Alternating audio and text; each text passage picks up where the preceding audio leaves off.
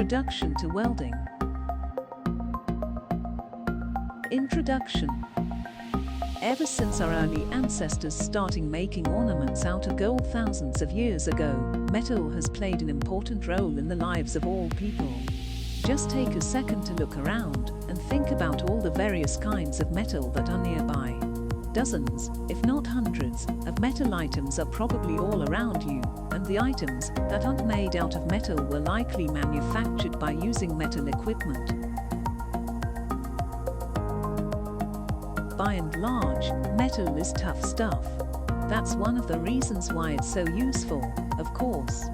Throughout history, humans have needed to come up with more and better ways to defy the strength of metals, bending, cutting, and joining it so they can take advantage of its many useful properties. One of the biggest and most important advancements on that front has been the advent and development of welding.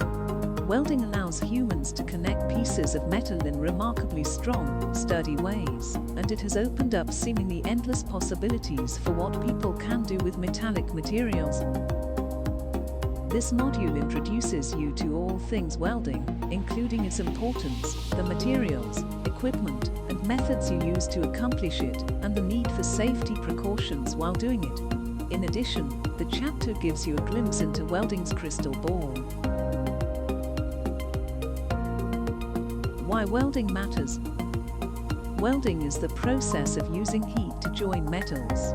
When you're looking to join metals, you can find no easier or more cost-effective way to get the job done than welding. It allows you to join metals in a way that's faster, more versatile, and more dependable than any other process, by a long shot.